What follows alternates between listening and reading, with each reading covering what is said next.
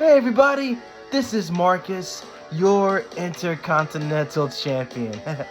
We're going to check out CM Punk's speech from this past Monday on Raw, and I still have goosebumps from this past Saturday from watching Survivor Series War Games because I still can't believe that CM Punk has finally returned to a WWE ring in nearly 10 years. It's just mind-blowing. I just can't believe it. And shout out to all the other YouTubers who reacted to CM Punk's return. It was definitely monumental for sure. For example, In the Clutch crew with Dub and Ross, shout out to them. And we got Weezy Blonde and Steven Larson from Wrestle Juice and Wrestle Talk as well.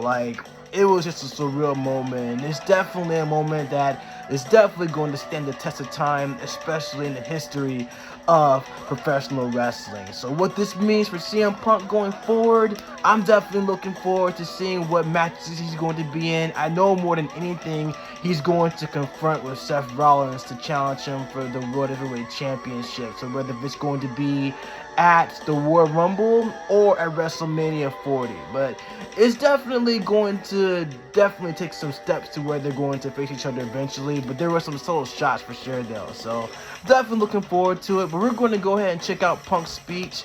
So thank you guys so much for your support. You guys mean a lot to me. So without further ado, let's go ahead and check out Punk's speech.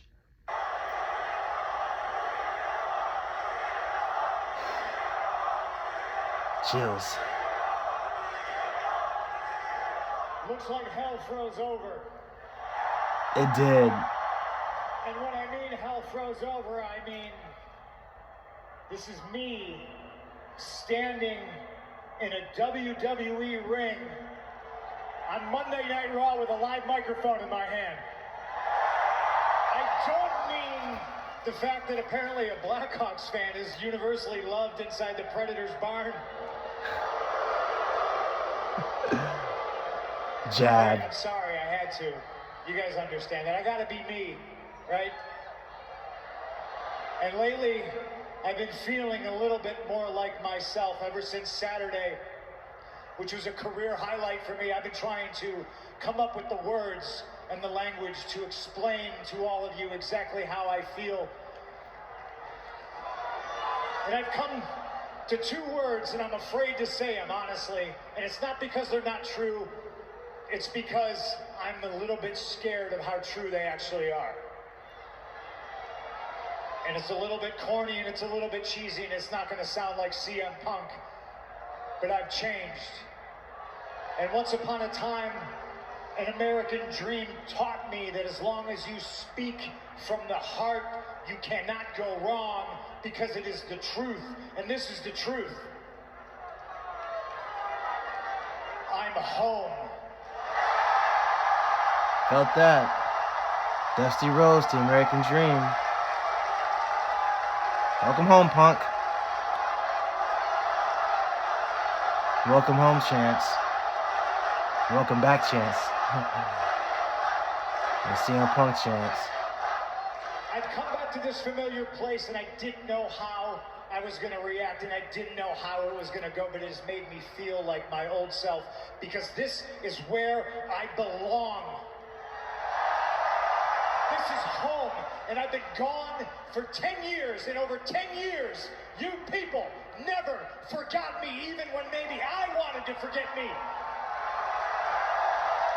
That's true. Powerful. You are all powerful.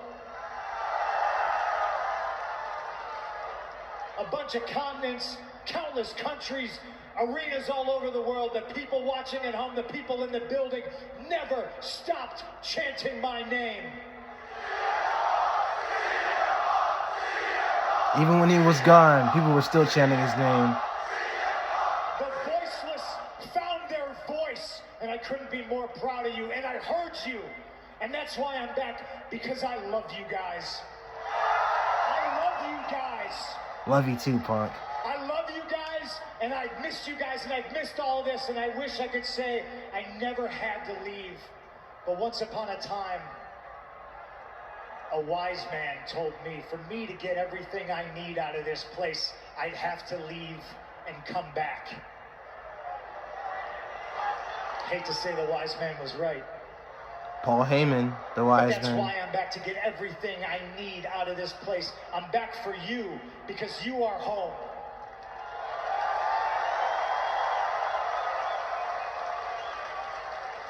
Saturday night was an amazing moment.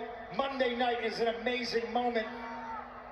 Try to have the words to explain to you how it feels, but in front of and behind the camera, it's been nothing but love. It's been nothing but hugs. It feels like a family reunion. Everybody back there is happy to see me, and it's all smiles. A few people kissed me on the mouth. It's welcome back, welcome home. We've missed you. We're happy to see you. By the way, how's AJ? And ladies and gentlemen, I'm here to tell you, AJ Lee is fabulous, and she sends her regards. His wife, AJ Lee. She's gonna come back eventually too. Welcome me back with open arms.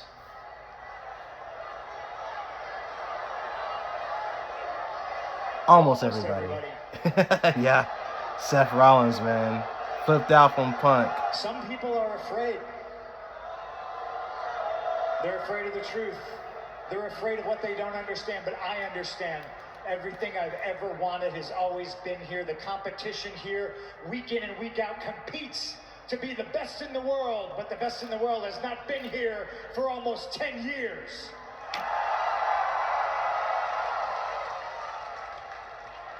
I understand being afraid. They're afraid that I just set the bar to an unattainable level. They're afraid that the brass ring is in my back pocket and they can't grab it. They're afraid that the most dangerous and controversial, feared man in this industry just walked through the front door and there's nothing that they can do about it. Some people are afraid that tomorrow morning when they wake up, they're going to have to come to terms with the fact that their best efforts at being the best in the world in this ring, on this microphone, even at commentary. Even at commentary isn't just false, but it's a lie. Because the best in the world is back, and the best in the world is standing in the middle of the ring, live and in living color in Nashville, Tennessee, on a Monday night, and his name is... Man, that's cool. I wish I could play the audio, but... Oh, just that part right there when he said that he's not only here to, he basically said that he wasn't here to make friends, but he was here to make money. That was actually a harsh one right there, but makes sense though. I mean, given the fact who CM Punk is, but this is actually my favorite speech though. It was kind of condensed, but I think it was pretty much kept short though, because like, of course they were saving the return for Randy Orton, and of course the Monday Night Raw this past Monday was commercial free for an hour, but some even said that Randy Orton should came out last, or CM Punk should came out first though, but I think it worked out well regardless though. Like I said, CM Punk came out last anyway at Survivor Series War Games. He was the final one to come out to close out Survivor Series, and then Randy Orton came out first anyway though, so it makes sense. Honestly, I enjoyed it. He basically didn't take any sole shots to AEW. Basically, that was perfect. I mean, he doesn't really have anything else to say about AEW anyway, because he's not there anymore, and whatever drama that took place when he was there, he obviously doesn't want to talk about it. I think, in my opinion, this is my opinion, that I think his true return was at WWE. Now, of course, when he came back to AEW, that was cool too, but then the fans love him as well though. But definitely his return to WWE, to a place that he actually said that made him sick, actually came back, and that was more heartfelt for me though. So but I know one of my friends and I were talking about this too, especially when we watched the live return for Punk when he came back to AEW back in 2021. So, and then now 2 years later he's back in WWE and things are looking really great. And going back to AJ Lee, and I mentioned this in my last video too, that basically she can come back at any time, probably at the Rumble, the Women's Royal Rumble, or at WrestleMania, or the night after WrestleMania 40. It all depends.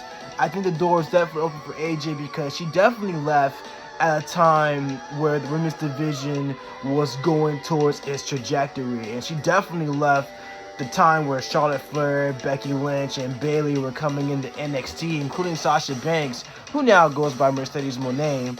She pretty much left around the same time where the Women's Revolution was taking place. And you also had Paige, who's now known as Soraya in AEW. Pretty much were coming in and everything like that, though. So, but there's a lot of dream matches even for her. So whenever she does come back, and I believe she will, then we'll definitely talk about that too, though. I'll definitely react to this as well, though. But I'm definitely excited for CM Punk. Again, besides Johnny Gargano and many other wrestlers, Johnny Gargano and CM Punk are my favorite wrestlers. Jey Uso too. I gotta get a Yeet shirt. Yeet. But besides those guys, CM Punk is definitely one of my favorite wrestlers. Very outspoken. He's very articulate, and I'm definitely looking forward to seeing whenever he's going to face Seth Rollins for the World Heavyweight Championship. I'm definitely looking forward to that. They're probably going to save it for either the Royal Rumble or WrestleMania 40, but they're going to cross paths eventually. But he actually did mention subtle responses to Seth during his speech as well, though, how he was basically saying that everybody's excited to see me, but not everybody. Almost everybody. So we're definitely going to have to see what's going to happen. A lot of cool matches too. CM Punk and Roman Reigns could pretty much face-to-face with each other. He mentioned the wise man Paul Heyman too, because Paul was CM Punk's manager in the early 2010s as well. So I'm definitely looking forward to seeing them crossing paths, considering the fact that he mentioned the wise man's name, and then given the fact that how Paul feels about it.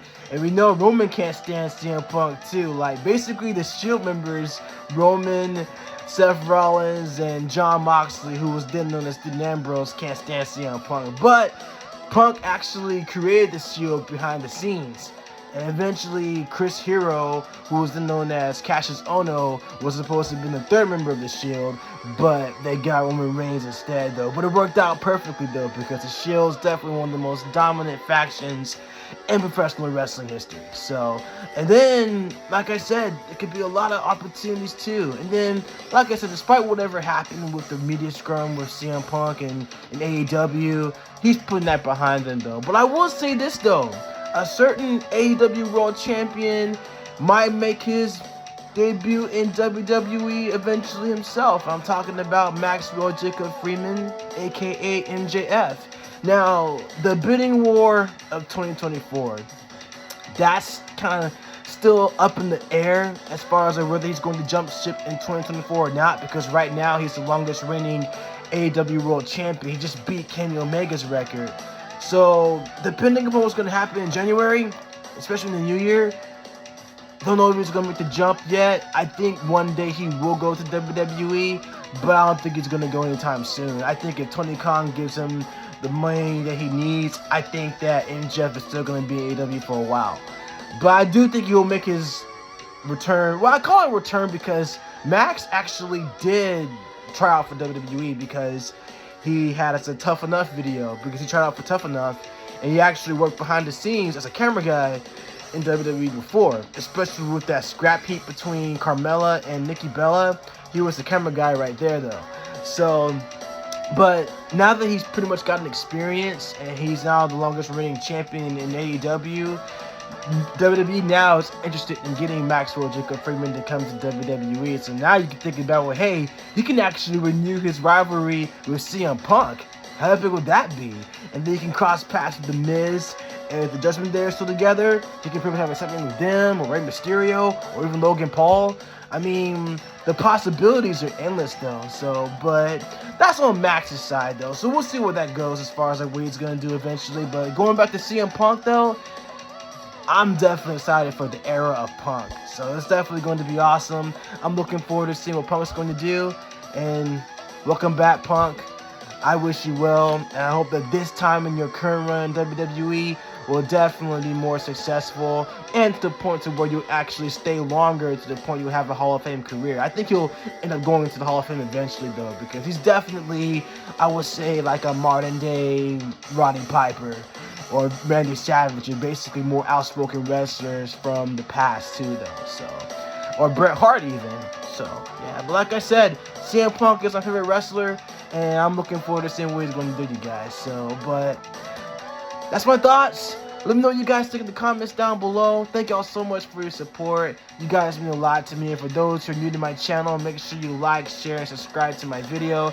And I wish I could have showed you the video of CM Punk's speech, but since it's WWE's video, I don't want to get flagged for not playing anything. And not to mention, of course, my favorite band, Living Color, Cult of Personality.